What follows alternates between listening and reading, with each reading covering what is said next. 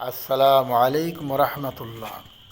কুরবানির ইতিহাস আল্লাহ সুবহানাহু ওয়া তাআলা মহাগ্রন্থ আল কোরআনে বলে দিয়েছেন, ফালাম্মা বালাগা মাহুস সায়া ক্বালা ইয়া বুনাইয়া ইন্নী আরা ফিল মানাম আন্নী আযবাহুকা ফানজুর মাযা তারা।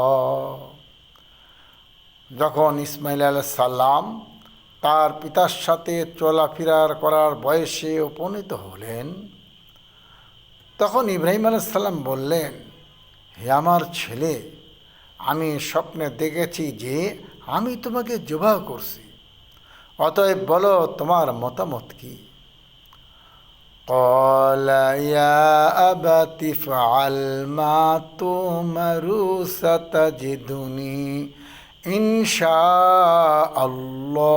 মিনাস সাবিরিন। হযরত ইসমাঈল আলাইহিস সালাম বললেন, হে আমার আব্বা, আপনাকে যা নির্দেশ দেওয়া হয়েছে তা প্রতিপালন করুন, ইনশাআল্লাহ আপনি আমাকে ধৈর্যশীলদের মধ্যেই পাবেন। কে বললেন? হযরত ইসমাঈল আলাইহিস সালাম বললেন, আমি ধৈর্য ধারণ করব।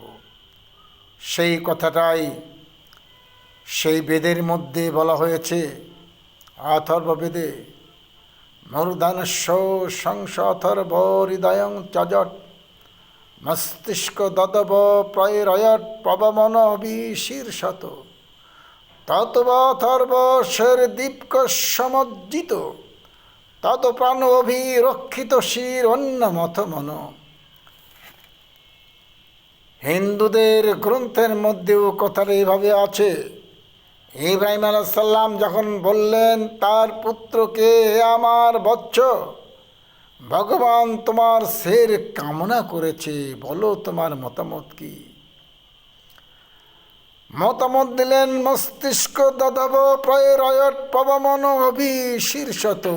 আমার প্রভু, আমার ভগবান আমার মাথা কামনা করেছে, আমি আমার ভগবানের জন্য আমার মাথা বিসর্জন দিলাম। ততব অথর্ব শির দীপ্ক সমজ্জিত তত প্রাণ অভিরক্ষিত শির অন্যমত মন। কিন্তু প্রভু কি করলেন? খুব খুশি হলেন, তাকে এত ভালোবাসলেন যে ইসমাঈল আলাইহিস সালামের মস্তিষ্ক বা মাথা তিনি বিসর্জন না নিয়ে অন্য মতমন অন্য মাতাকে গ্রহণ করলেন। যা মহাগ্রন্থ আল কোরআনে বলা হয়েছে, হযরত ইসমাঈল আলাইহিস সালামের পরিবর্তে জান্নাতি দুম্বা কুরবানি করে দিয়ে সমস্ত বিশ্ববাসীর জন্য একটা আদর্শে পরিণত করে দেওয়া হয়েছে। এই মহান ঈদুল আজহার দিনে কুরবানি করা, এই কুরবানির এত ফজিলত, এই কুরবানির এত গুরুত্ব, এই কুরবানির এত মূল্য যে একমাত্র ছেলেকে বিসর্জন দেওয়ার সমতুল্য মূল্য।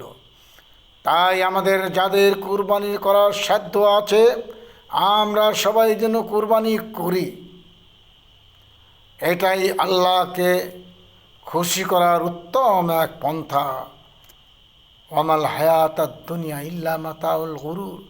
দুনিয়ার জীবন স্বপ্নের মতো ফুরে যাবে, আর আমল করার সুযোগ পাওয়া যাবে না।